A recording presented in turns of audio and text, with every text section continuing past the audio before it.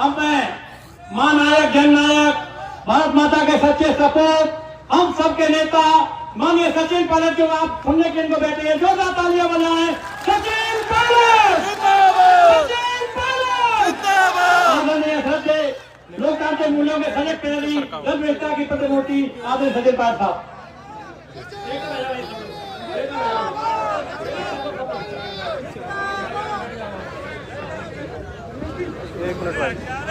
एक बात बिल्कुल स्पष्ट हो गई कि जैन साहब ने आपने व्रत रखा ही नाम बिल्कुल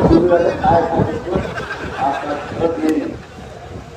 हमारे लोकसभा क्षेत्र धौलपुर करौली के उम्मीदवार पूर्व मंत्री बदनलाल जाटव साहब, रमेश मीणा जी, पूर्व मंत्री लाखन मीणा साहब हमारे करौली से, घनश्याम मेहर जी जो आज नया कुर्ता पहन कर आए हैं, और अभी से संजय जाटव जी जिन्होंने चुनाव लड़ने से मना कर दिया और फिर पार्टी ने बदनलाल जी को मौका दिया, अनिता जाटव जी और चीकू जी, बहुत बहुत सत श्री अकाल आपको। रंजीत जी हमारे विधायक धौलपुर जिले से रोहित बोरा साहब, अमर सिंह जाटव जी पूर्व विधायक, हमारे हरिद्वार से जो विधायक आज हमारे बीच में हैं रवि बहादुर साहब, जिलाध्यक्ष जी हमारे लाखन जी, रक्षीलाल जी, कमल घनसाना जी, ब्लॉक अध्यक्ष जी, पूर्व प्रधानगण, सभी मंच पर जो हमारे नेता उपस्थित हैं, सबसे पहले आप सभी लोगों को रामनवमी का त्यौहार है, आप सबको बहुत बहुत बधाई देना चाहता हूँ, शुभकामना देना चाहता हूँ। परिवार सहित भगवान राम की कृपा आप सब तक बनी रहे। आज चुनाव प्रचार का आखिरी दिन है और 19 तारीख को आपको अपना सांसद चुनना है। सांसद के माध्यम से देश में सरकार बनेगी। हम लोग भारत में विधायक और सांसद चुनते हैं, पार्टी को चुनते हैं और उसके बाद सरकार का निर्माण होता है। 19 तारीख को आप लोगों को अपना वोट डालना है। ये वोट महत्वपूर्ण है, बड़ा चुनाव है। ये प्रधानी प्रमुख और CRDR का चुनाव नहीं, ये देश का चुनाव है। और मुझसे पूर्व वक्ताओं ने आपको जो मुद्दे बताए वो बहुत महत्वपूर्ण है। इस चुनाव में हमको देखना पड़ेगा कि देश में जो सरकार है 10 साल से बीजेपी की सरकार, उस सरकार ने 2014 में जब चुनाव हुए तो क्या बातें बोली थी, क्या वादे किए थे, और इन 10 सालों में जनता और मतदाता का अधिकार है, जिम्मेदारी है कि आप रिपोर्ट कार्ड मांगो। ये 10 साल में आपने क्या कहा और क्या किया। महंगाई कम करने की बात करी, किसान की आमदनी दुगनी करने की बात करी, काला धन समाप्त करने की बात करी, भ्रष्टाचार समाप्त करने की बात करी। ये सब 10 साल पहले की बात है। और अभी बीजेपी क्या बोल रही है, अमृत काल चल रहा है, 2047 तक हम देश को विकसित कर देंगे। वो 24, 26, 30, 35, 2047 सीधे, ताकि वो पूछे नहीं तो तुमने 10 साल में क्या किया।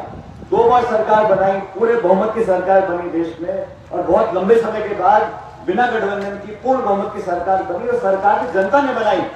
उस जनादेश को हमने स्वीकार किया। राजस्थान में 2 बार चुनाव हुए, दोनों बार हम एक भी सीट नहीं जीत पाए। हमने जनता के आदेश को स्वीकार किया। लेकिन जो सरकार बनी है उसने 10 सालों में प्रदेश के लिए क्या किया। तो सांसद चुनकर गए 25 के 25 राजस्थान से, उन्होंने प्रदेश के लिए क्या किया। अभी विधानसभा के चुनाव हुए, हम सरकार नहीं बना पाए, उस बात का दुख हमें। हर बार राजस्थान में सरकार बनती है और फिर हम हार जाते हैं। 30 साल हो गए, चुनाव जीतो, सरकार बने, फिर हम 5 साल बाद हार जाते हैं। और ऐसा नहीं है कि कांग्रेस की सरकारें बाकी राज्यों में दोबारा बनती नहीं। दिल्ली में शीला जी मुख्यमंत्री थी तो लगातार 3 बार कांग्रेस सरकार बनी। असम के मुख्यमंत्री गोगोई साहब थे, लगातार 15 साल तक मुख्यमंत्री रहे। राष्ट्रपति आंध्र प्रदेश के मुख्यमंत्री थे, लगातार 2 बार जीते। हुड्डा साहब हरियाणा में 2 बार जीते। तो ऐसा नहीं है कि कांग्रेस सरकार दोबारा नहीं बन पाती है, लेकिन बदकिस्मती से राजस्थान में हम लोग सरकार दोबारा रिपीट नहीं कर पाते। बहुत कोशिश हम लोगों ने करी, तो मैं आप लोगों का धन्यवाद देना चाहता हूं। इस बार चुनाव में जो हार जीत का अंतर था वोट प्रतिशत का, वो 1 या 2% ज्यादा नहीं था। हम पहले हारते थे तो कभी 20, 21, कभी 50, 55, इस बार हम 70, 71 विधायक जीत कर गए, लेकिन सरकार नहीं बना पाया। ये एक और मौका हमको मिला है अपनी भूल सुधारने का, और पूरे देश में, पूरी दुनिया देखना चाहती है कि वो दल, वो पार्टी, वो सरकार जो संवैधानिक संस्थाओं को नीतिगत तरीके से उनकी जरूरत, आप सब देख रहे हो देश में जो बड़े बड़े निर्णय हो रहे हैं वो सुप्रीम कोर्ट कर रहा है। आज राम मंदिर का निर्माण हुआ देश में सुप्रीम कोर्ट के आदेश से हुआ। कोई नेता, कोई दल, कोई पार्टी, कोई सरकार कहने की बातें, लेकिन इस देश का सबसे बड़ा जो न्यायालय है, सर्वोच्च न्यायालय, उसने ये निर्णय लिया कि राम मंदिर का निर्माण होना चाहिए। और सब पक्षों की बात सुनने के बाद सब पक्षों ने अपनी दलील रखी। अंत में जो निर्णय कोर्ट का, सुप्रीम कोर्ट का था, हम सबने स्वीकार किया। शांतिपूर्वक तरीके से भव्य मंदिर का निर्माण हो गया। ये बात मैं इसलिए बोल रहा हूं कि सुप्रीम कोर्ट का जो जज होता है, वहां का जो निर्णय आता है वो सारे देश को स्वीकार होता है। क्यों होता है? सुप्रीम कोर्ट का निर्णय स्वीकार क्यों होता है? क्योंकि सुप्रीम कोर्ट में आस्था है कि कोर्ट का जो आदेश है वो निष्पक्ष होगा, वो सारी दलील सुनने के बाद जो सही होगा वो उस काम को करेगा। सुप्रीम कोर्ट का जज भी इंसान है, वो आसमान से नहीं आया, लेकिन उसके निर्णय को हम मानते क्यों है? क्योंकि उस संस्था की विश्वसनीयता है। सुप्रीम कोर्ट या कोर्ट का आदेश देता है, हम लोग उसको मानते हैं क्योंकि हमें विश्वास है। दुर्भाग्य से 70 साल से जो संस्थाओं को हमने पोषित कर मजबूत बनाया, उन संस्थाओं को खत्म करने का काम सरकार कर रही है। अगर सुप्रीम कोर्ट के जजों पे, सुप्रीम कोर्ट पर जनता का विश्वास खत्म हो गया तो झगड़ों को रोकेगा कौन? आप आदेश को मानने से मना कर दो तो क्या हालत देश में होंगे? संस्थाओं को कमजोर करने का परिणाम यह होता है कि जनता उन बातों को मानती नहीं है। अगर संस्था पारदर्शी नहीं है, संस्था विश्वसनीय नहीं है, चयन प्रक्रिया में संदिग्ध है, तो कौन मानेगा? निर्वाचन आयोग है, कोर्ट कचहरी है, ये संस्थाएं हम लोगों ने बनाई। अलग अलग सरकारें रही, गैर कांग्रेस सरकार भी रही, लेकिन किसी सरकार ने 10 सालों तक संस्थाओं को कमजोर करने का काम नहीं किया। नारा देती है बीजेपी 300 पार, 400 पार, 500 पार, 600 पार, उनका कोई रोकने वाला नहीं। अब तुम 400 पहली पार कर लिए तो चुनाव भी क्यों करा रहे हो? और तुम 400 जीत रहे हो तो हमारे नेता में क्यों ले जा रहे हो कांग्रेस के तोड़ के? तुम्हारे कितने नेता हैं तो तुम औरों की पार्टी का तोड़ के नेता क्यों ले जा रहे हो? जैसा तुम मतलब खींच रहे, अंदर वो समझ गए किसान परेशान, दलित, आदिवासी, पिछड़ा, महिला, नौजवान 10 साल से ऊब गए। वही भाषण, वही इश्तिहार, वही टेलीविजन, वही होर्डिंग, वही पोस्टर। लोग बदलाव चाहते हैं। पूरे प्रदेश में आज एक बदलाव का माहौल है। पूरे प्रदेश में घूमा हूं, जोधपुर, बाड़मेर, अलवर, दौसा, माधोपुर, जयपुर, झुंझुनू, चूरू, सीकर, हर जगह सब लोग बदलाव चाहते हैं। बदलाव होगा। 4 जून को जब परिणाम आएंगे, इंडिया गठबंधन और कांग्रेस की सरकार देश में बनेगी, ऐसा मैं मानता हूं। दुनिया चाहती है, देश चाहता है, मतदाता चाहते हैं। अब कांग्रेस प्रमुख विपक्षी दल है। इस सरकार का रवैया देखो आप। चुनावी बॉन्ड के माध्यम से, जो बॉन्ड होते हैं वो चंदा इकट्ठा करने का तरीका है। चंदा दो, ठेका लो। वो तो सुप्रीम कोर्ट ने फिर आदेश किया कि दुनिया को बताओ किससे कितना पैसा लिया है। हजारों करोड़ चंदा बीजेपी ने अपने खाते में जमा करा रखा है। कोर्ट ने बोल दिया ये चंदा गैर कानूनी है, लेकिन बीजेपी के खातों को बंद नहीं किया। 1994 में कांग्रेस पार्टी को नोटिस दिया था। 94 में उस नोटिस का हवाला देके कांग्रेस के खाते बंद कर दिए। चुनाव के ठीक बीच चुनाव में आप प्रमुख विपक्षी दल के खातों को बंद कर दो, निर्वाचित मुख्यमंत्रियों को जेल में डाल दो, सरकार की पूरी ताकत नेताओं की आवाज दबाने में लग जाए, तो निर्वाचन आयोग आंख मूंद के बैठा है। बीजेपी के खातों को हाथ नहीं लगाया। सुप्रीम कोर्ट ने फिर कहा कि चुनाव चल रहा है, कांग्रेस के खाते खोलो। अब तो खातों को बंद कर दोगे तो चुनाव कैसे लड़ेंगे? ये चाहते ही नहीं। 400 पार तो साथियों राजीव गांधी जी के पास आए थे सांसद, 400 पार। उन्होंने कभी नहीं कहा कि भाजपा खत्म कर दूंगा, भाजपा मुक्त देश बना देंगे।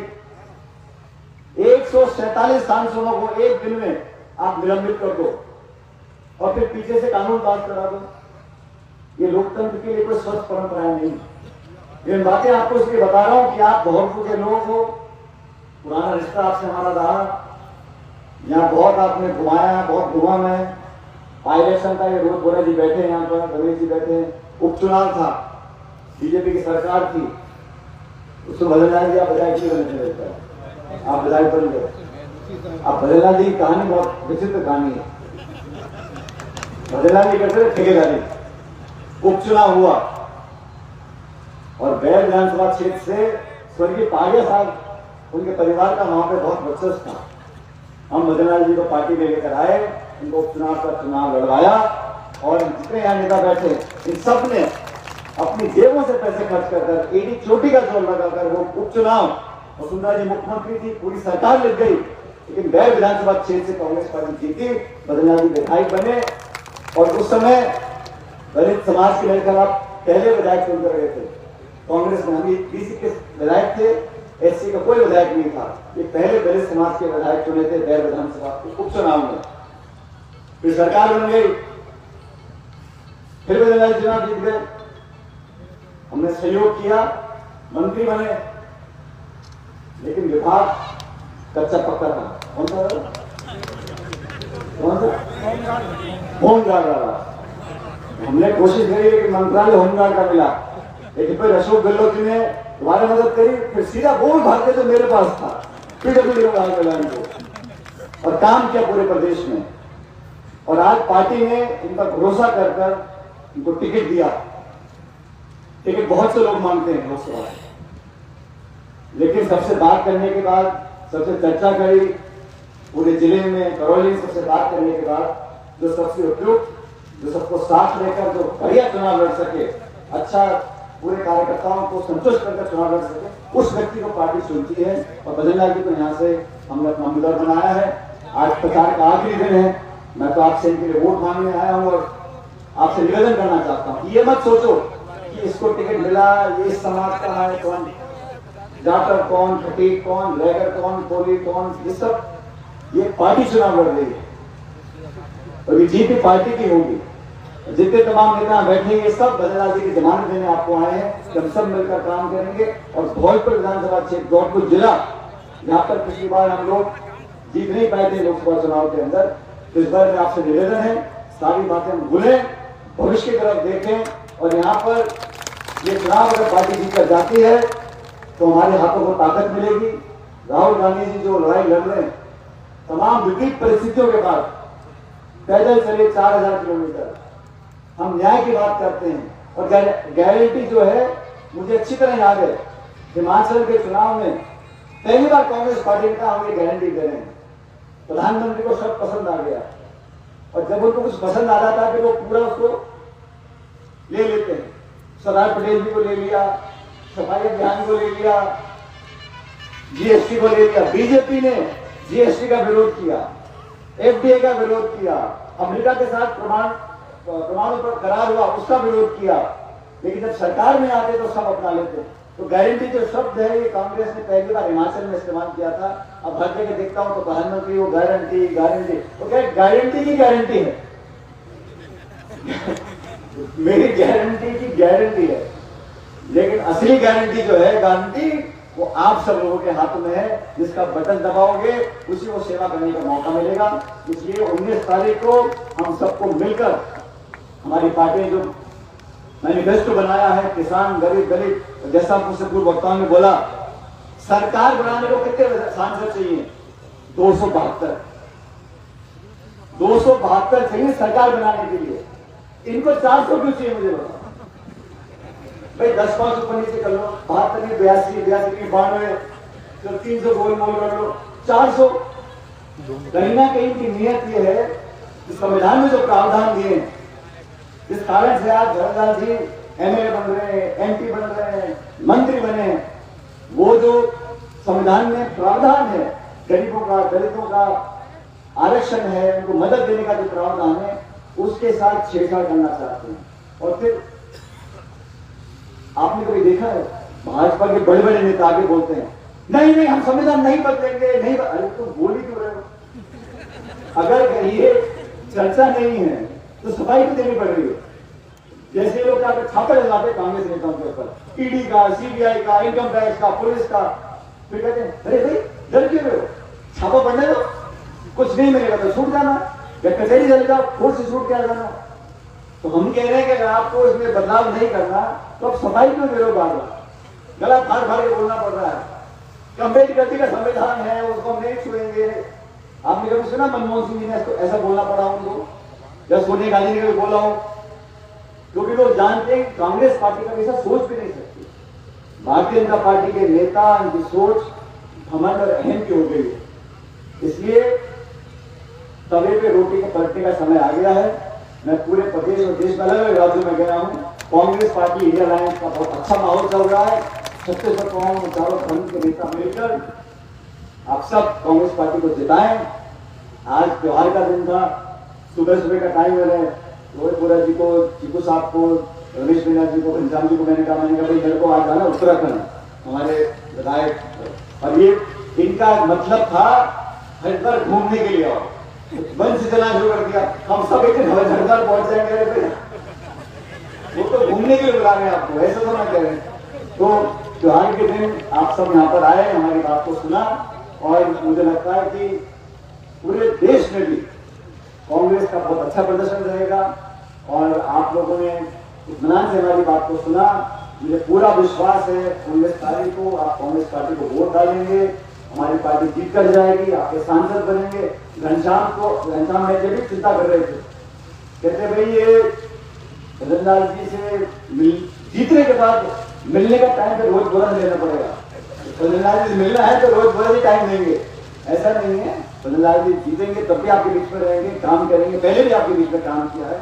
इसलिए उम्मीदवार, विचारधारा, पार्टी, परफॉर्मेंस सब देखने के बाद हमारा पगला भारी है।